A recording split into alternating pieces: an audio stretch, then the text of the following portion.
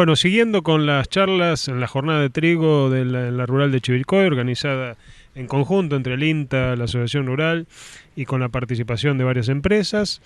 Estamos en esta ocasión entrevistando al ingeniero Juan Ignacio Barros, asesor de los grupos CREA del norte de Buenos Aires, quien precisamente se refirió a un tema más que importante e interesante, como es evaluar o analizar el aspecto del resultado económico del cultivo. Así que bueno, le vamos a pedir a Juan Ignacio que nos comente rápidamente, en base a los resultados que ellos han obtenido en el grupo, cómo se perfila esta nueva campaña de trigo. ¿Qué tal? Muy buenos días, Juan Ignacio. Bueno, ¿qué tal? Buenos días. Primero, gracias por la invitación. La verdad que fue una jornada muy interesante. A ver, un poco la conclusión del análisis de los 7 años de los números del cultivo de trigo soja nos da que planificando en mayo y tomando un poco el precio de enero del año siguiente para definir el cultivo de trigo, parecería ser una variable muy inestable en el momento de definir el cultivo. Nosotros nos da que en 4 de 7 años el margen bruto del cultivo de trigo terminó siendo diferente al que nosotros planificamos en el momento de sembrar en mayo.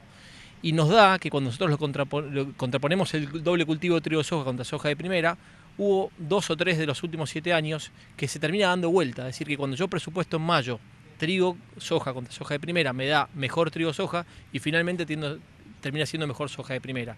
Con lo cual, parecería ser que utilizar como herramienta para definir mi plan de siembra los márgenes proyectados de los cultivos que voy a sembrar no sería una herramienta muy estable en el momento de definir el cultivo. Esto quiere decir que, obviamente, digamos, estamos en época de decisión, de tomar decisión de la campaña, de encarar un cultivo trigo-soja, como vos estás planteando, o bien esperar, digamos, a hacer un cultivo de cosecha gruesa. Para esta campaña, digamos, analizando un poquitito todos estos resultados que vos estás comentando, nuevamente, digamos, podríamos inferir que la rotación trigo-soja seguiría siendo más competitiva. Bueno, hay 2 o 3 factores que la están haciendo más competitiva en estos años con respecto a los años anteriores. Uno es que primero que tenemos un diferencial de retenciones que se va a mantener durante unos años, con lo cual uno dice, si no hago trigo ahora, donde tengo un diferencial de retenciones que se va a ir achicando supuestamente para los próximos años, ¿cuándo voy a hacer? Por otro lado, que lo mostramos recién en la presentación, el aumento del costo del cultivo de soja de primera con respecto al cultivo de trigo soja por la variable malezas resistentes es muy inferior. Es decir, nosotros presentamos que más o menos en el cultivo de soja primera el aumento de costos es alrededor del 30%. En cambio, en el cultivo de trigo soja el aumento de costos está pegando entre un 10 y un 15% por el tema de malezas. Con lo cual, ya sea por el tema malezas o por el tema precio, debería ser más competitivo trigo soja con respecto a soja este año y para adelante que para los años anteriores, en los cuales además hubo años donde le ganó el margen bruto, ¿no? Un poco, digamos, en este esquema, de cara a esta nueva campaña, ¿cómo estaría incrementándose la siembra de trigo? ¿Cómo lo están viendo en el caso del grupo de productores CREA? Mira, en el grupo nuestro, a pesar de que yo creía que iba a bajar, porque nosotros venimos de mucho rastrojo de doble cultivo y mucho rastrojo de maíz, porque el año pasado nosotros aumentamos trigo y aumentó mucho cultivo de maíz, sobre todo sobre arveja, yo creí que se iba a disminuir y por el contrario, no, la mayoría presupuestan aumentar la superficie de trigo con respecto al año pasado.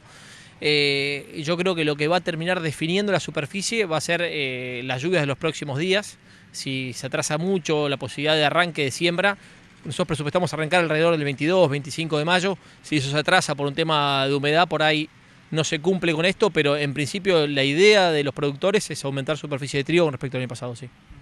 Y respecto de opciones de manejo, porque dentro de las charlas de esta mañana también se trató el tema de la fertilización. En este caso, digamos, estarían empleando niveles superiores de tecnología, apuntando tal vez a mejorar aún más la calidad del trigo, o buscando, digamos, alcanzar los potenciales de rendimiento que hoy están ofreciendo las variedades. Mira, en general el productor apunta más a rendimiento que a calidad. Eso nos da parte de lo que explicábamos hoy, que el tema de la calidad es que hay años que se paga y años que no se paga, hay años que se paga hasta un 40-50% más y años que se paga un 5 o 10%, como pasó este año donde no pagaban la calidad. El productor está tirando más a rendimiento y la estrategia de fertilización que estamos pensando hacer, sabiendo que además hoy la relación insumo-producto está es buena para la compra tanto de nitrógeno como de fósforo con respecto a los últimos años, va a ser llegar a niveles de nitrógeno un poquito por encima de lo que veníamos haciendo años anteriores, basándonos en la estrategia por ahí que plantea Gustavo, de tratar de llegar a los 30 kilos de N por tonelada de trigo, tratando de sacar, apuntando 55 o 60 quintales de trigo, sin caernos de los 10 puntos de proteína.